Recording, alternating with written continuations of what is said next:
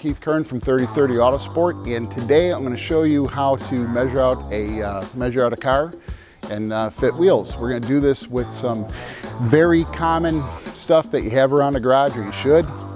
Some straight edges, a square tape measure, digital calipers, and this high-tech piece of equipment, the plumb bob.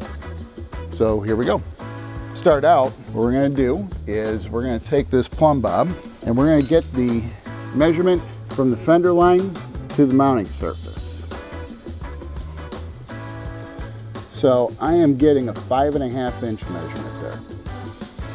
So that's what I'm going to fill in for that measurement on the wheel order form. So moving inside, I'm going to measure to the first obstruction. First obstruction could be any number of things.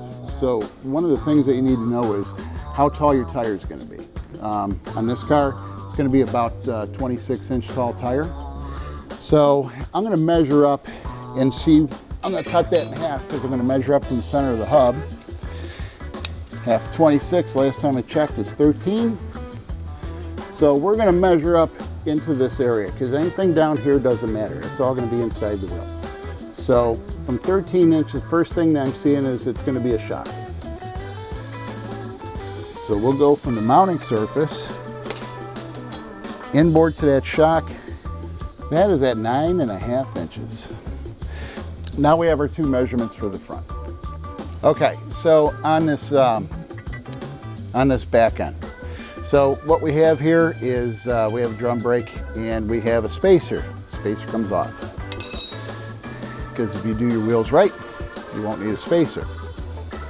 So what we're going to do is the same drill.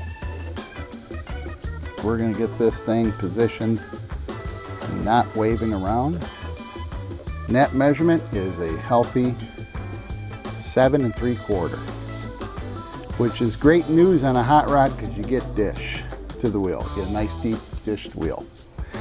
Going to the inside, really obvious, what we have is the inner fender body.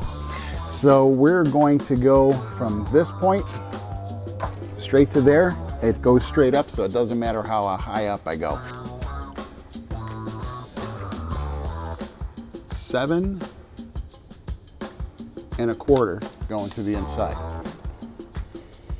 On the rear wheels, fender lip to mounting surface is 7 3/4, and going in 7 1/4. What I do suggest is you'll notice on this form we have front right, front left. Measure both sides. Just make sure.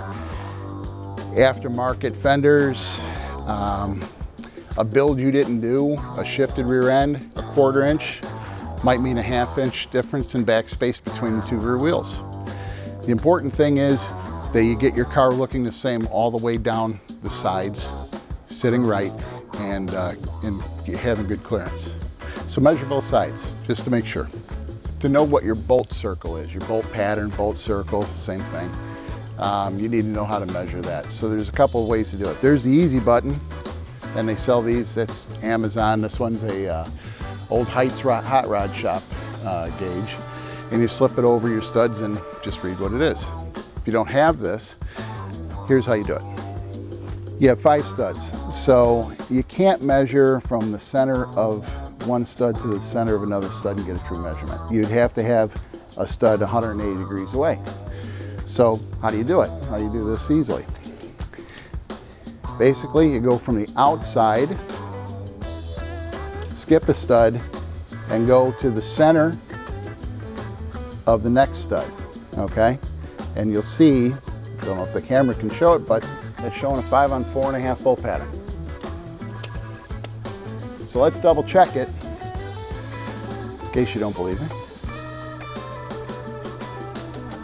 We're gonna go on a 5 on 4.5 bolt pattern. And what do you know? Just that easy. Next part that we want to do is we want to see what your hub diameter is and make sure that the wheel has the correct center bore. Some wheels are hub centric, meaning that the through hole, the center bore of the wheel, basically just clears this hub area, that hub by 0.005 of an inch. And then some wheels are not hub-centric, and they're lug-centric because they use conical seat lug nuts. So we want to make sure that we have the correct center bore that's going to accommodate your car. And this is a very easy measurement. Again, this is where the calipers come in, 2.787. And you'll do the same for the rear wheel, same process.